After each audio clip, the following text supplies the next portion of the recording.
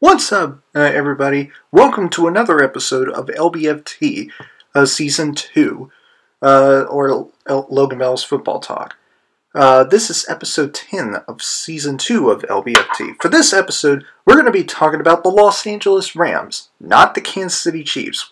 We talked about them a few times this season, and so I'm moving on from the Kansas City Chiefs. Until they play another interesting game that I want to watch. But anyway, this time we're going to be talking about, like I said, the Los Angeles Rams with Jared Goff and Todd Gurley and the rest of the crew. Last night, they beaten the Green Bay Packers with Aaron Rodgers by 2 points, 29-27.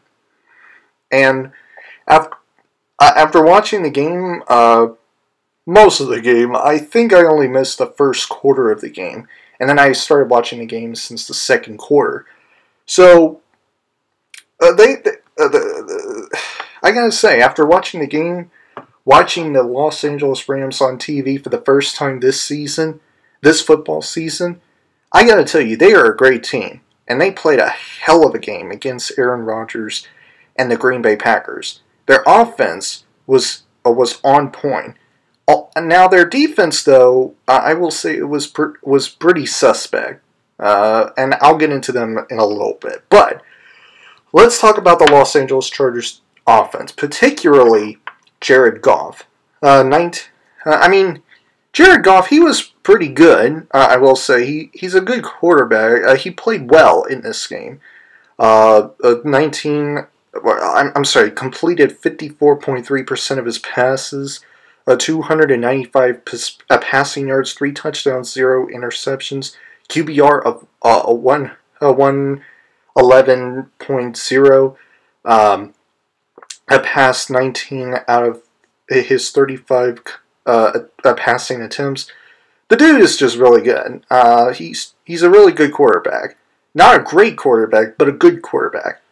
Now, Todd Gurley, 15 carries, 6 receptions, a total of 195 yards, 114 of which yards in rushing, 81 yards in receiving. Only had 1 touchdown, and that is a receiving touchdown. He averaged 4.6 yards in rushing, averaged 13.5 yards receiving. Todd Gurley, he's the real deal. He's the truth. He's just that great of a player. He's just that great. Todd Gurley, I was very impressed by this dude. He's just that great. Brandon Cooks, that cannot be ignored. 3 receptions, 74 receiving yards, averaged 24.7 yards receiving. And Robert Woods, I also cannot be ignored. 5 receptions, 70 receiving yards. Average 14 yards receiving. None of these 2 receivers, though, didn't have a touchdown, but I thought they were impressive enough statistically speaking. Just based on the stats that they got, is what made me put down them in my notes. Now, basically, the Los Angeles Rams offense, I should say, did a very good job they did well in this game. The Rams did well and won this game offensively. Now let's move on to the Green Bay Packers offense, starting with the bad man, Aaron Rodgers. 286 passing yards, 1 touchdown, 0 interceptions. Completed 60% of his passes, QBR of 102.9, completed 18 out of his 30 passing attempts. But he was good, but not great. This was not one of his best games so far, but then again, this is also not the first time that we hadn't seen Aaron Rodgers that has looked really great. He very recently, within the past few years, he hasn't been as great as we were accustomed to seeing him be. lots of great games he appeared in, and this was not one of his best performances, but he was still good nonetheless. Aaron Jones, 12 carries, 86 rushing yards, 1 touchdown, average 7.2 yards rushing. Not a lot of people have ever talked about him. Davante Adams cannot be ignored. With 5 receptions, 133 receiving yards, average 22.5 yards receiving. This dude is special. Davante Adams, he is something short of incredible. Davante Adams is just that impressive. He's just that really good, man. He was very impressive. He's a very great player, great receiver, I should say. Now, with that being said, the Green Bay Packers offense, with Aaron Rodgers, of course, they've been, let's just put it very lightly, been relatively decent. They haven't been that great. Aaron Rodgers was the only one that was carrying this team to try to win the game. He was their only chance to win this game against the undefeated Los Angeles Rams. And even though he does his best to try to carry this team to try to win this game, there were other times where not Aaron Rodgers, but the Green Bay Packers offense, they had plenty of missed opportunities to try to win the game and try to at least be ahead of the undefeated Los Angeles Rams. It's just the way it is, though. Anyway, so basically, the Los Angeles Rams offense did better than the Green Bay Packers offense. Even the Green Bay Packers has Aaron Rodgers, one of the best, if not the best quarterback in the league, talent-wise there is. The Los Angeles Rams offense just did it all, especially with Todd Gurley. He's the beast in this game. He was an absolute nightmare for the Green Bay Packers, though not by a large margin. I will get into the Green Bay Packers defense in just a little bit, but let's talk about the Los Angeles Rams defense. I gotta tell y'all right now, they have been suspect. They have been suspect against the pass. Their pass rush is not very good, but that was only because they were going up against Aaron Rodgers, the bad man that he is. He's just that sensational, and the pass rush from the Los Angeles Rams couldn't even stop him, or at the very least try to slow him down. I mean, the pass rush from the Los Angeles Rams defense is non-existent for the most part in this entire game. They couldn't even stop letting him get more passing yards. It's just that simple. They've been very suspect against the pass. And they're also suspect against the rush. Not as much as they were against the pass, but still. And even though they held the Green Bay Packers running back Aaron Jones below 100 yards rushing, they still didn't really slow them down by a bit. So they're suspect against the rush, but not as much as they are suspect against the pass. They've been very suspect against the pass. They couldn't stop Aaron Rodgers and his passing assault. Let's just say that. Now, let's talk about the Green Bay Packers defense. They were very impressive last night. Yesterday, I should say. They were very impressive. I was pleasantly surprised by the defense and how well they performed against Jared Goff and the Rams offense. They were guys. I mean, Jared Goff got sacked by the Green Bay Packers defense 5 times, including 2 from Kenny Clark. of the Green Bay Packers. Jared Goff, let me repeat that again.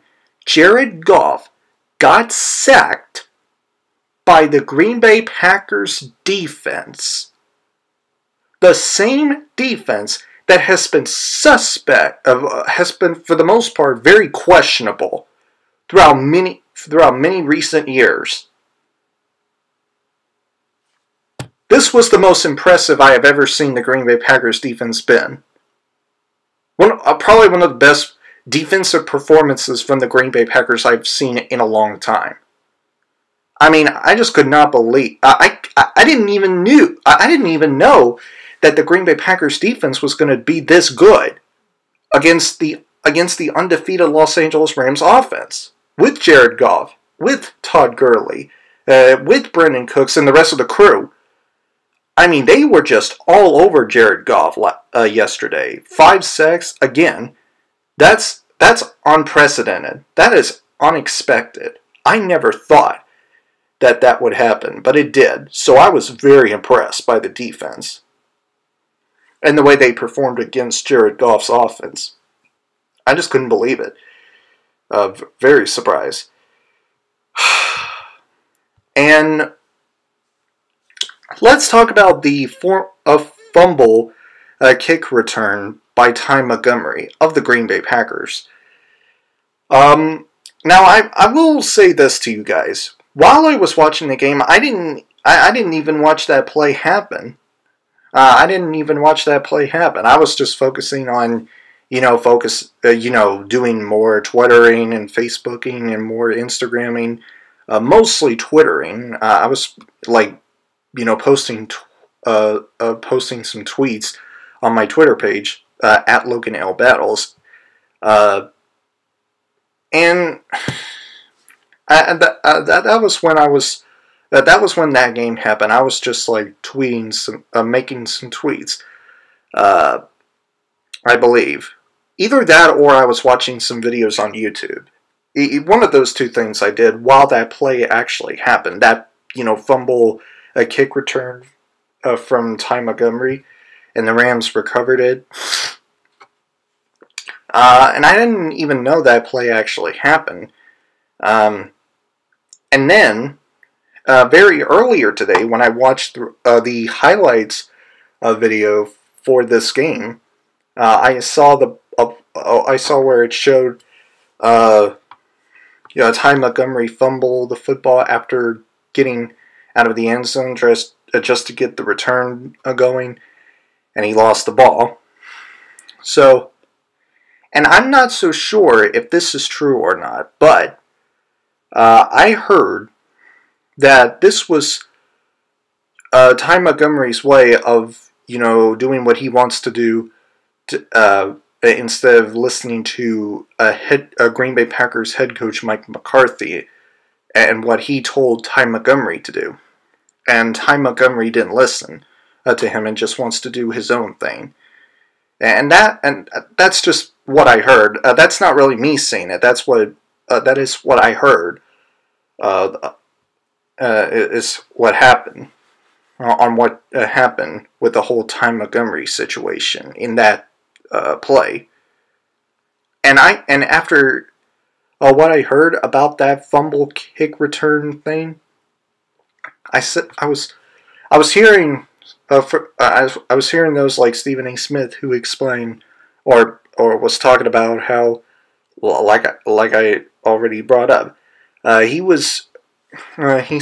seemed to be like he wants to do, or I'm just paraphrasing, Ty Montgomery wanting to do his thing during the kick return, instead of listening to what Mike McCarthy told him to do, saying that that Ty Montgomery should be benched, or no, not benched.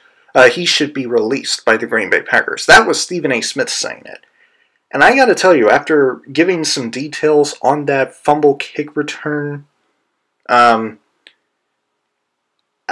agree. Got to agree with Stephen A. Smith. I think the Green Bay Packers should release Ty Montgomery after what I heard, and what he has said, or what he did actually. Just based on what Stephen A. Smith and what I heard him said, Ty Montgomery, I wouldn't be bothered if the Green Bay Packers released Ty Montgomery after he made that kick return fumble, or fumble the football during his kick return. I wouldn't be bothered by it whatsoever, because Ty Montgomery, he was wrong for what he did.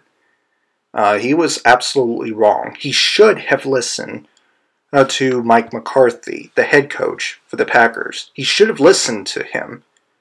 But he was, I guess you could say, he's driven by his own ego to do what he wants to do. Maybe that's just me saying it incorrectly, but that's just how I feel. Or that's what I take away from it. Ty Montgomery not listening and just doing what he wants to do instead of actually being told by his own head coach. That alone really was striking. Like, you couldn't even do what your own head coach tells you to do. You should be, if you did the one thing that your head coach tells you not to do, you did it anyway, you should be released. And yeah, like I said, I agree with Stephen A. Smith. I believe that the Green Bay Packers should get Ty Montgomery to pack his bags and go home. It's just that simple. Ty Montgomery is wrong for what he did.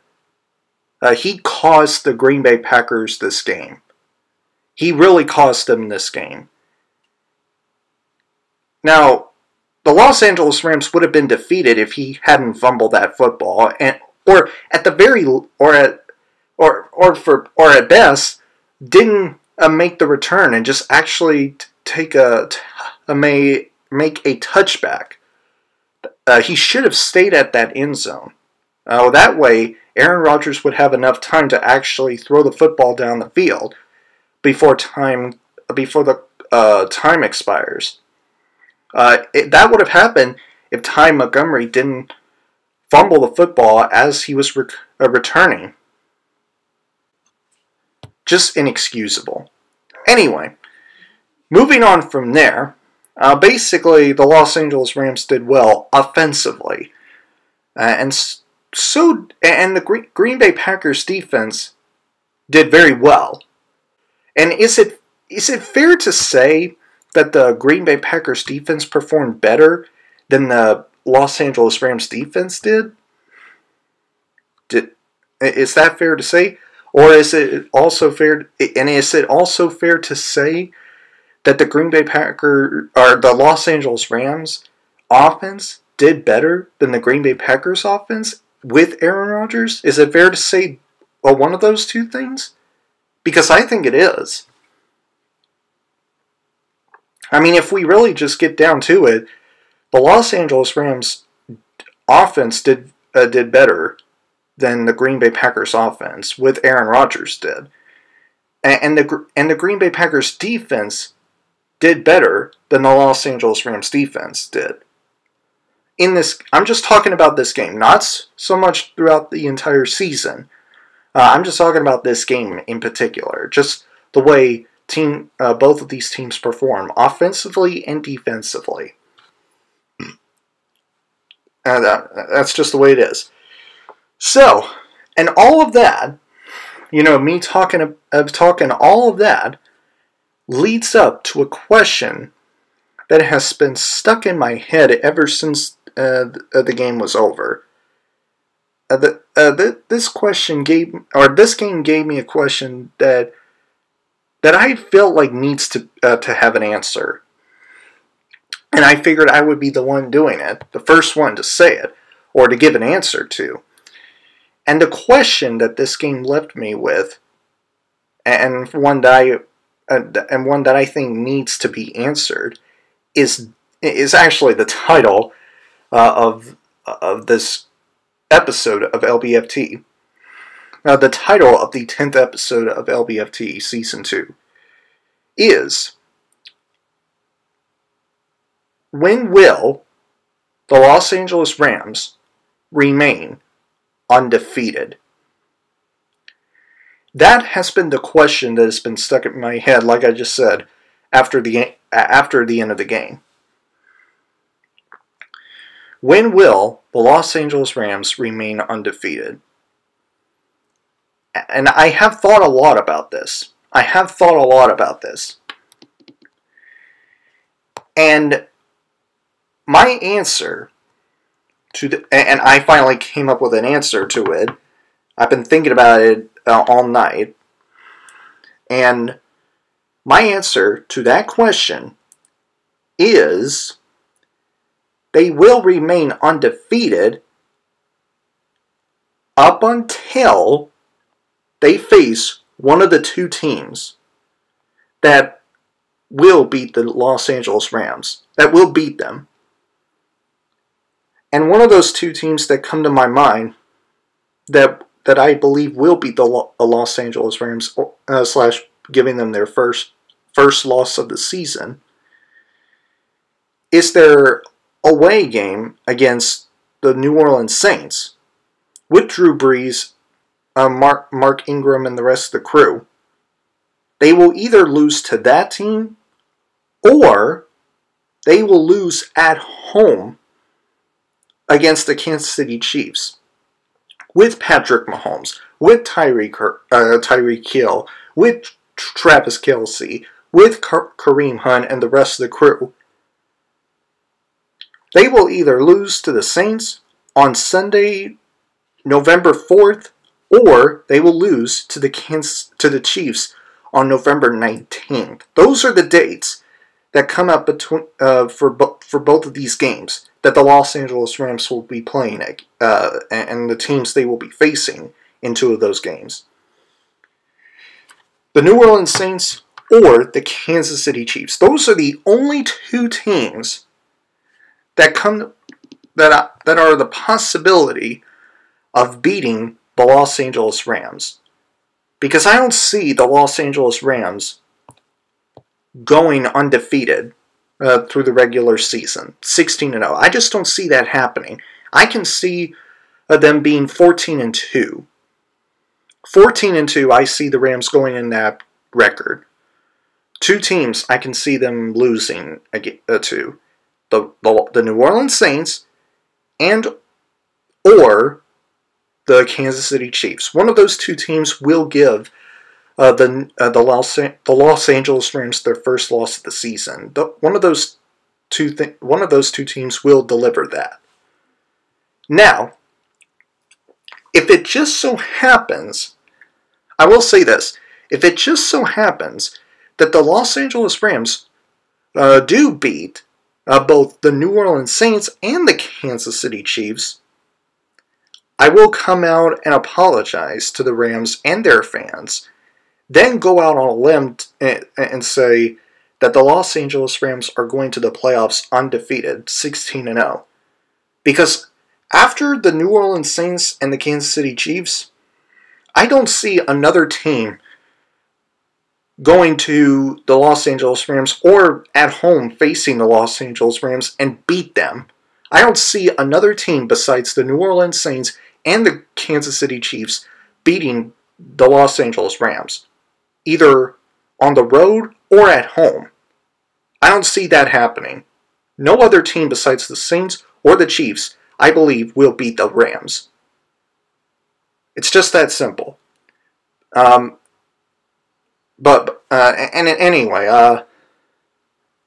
like I just said, if the Rams do turn out to beat the Saints and the Chiefs, I will apologize and say that the Rams will go into the playoffs undefeated, 16-0. But until that happens, I'm still picking the Los Angeles Rams to lose to either the Saints or the Chiefs. One of these two teams, I believe, will give the Los Angeles Rams their first loss of the season, of their 2018 NFL season. I believe that will happen. One of those two teams will. The Saints or the Chiefs. It's just that that is just my prediction until the Rams face the Saints. And if the Rams don't I can't speak. I apologize. And if the Rams beat the Saints at their home turf, which I will say is unlikely, but if that happens, then the Kansas City Chiefs, I will pick to beat the Los Angeles Rams and give them their first loss of the season.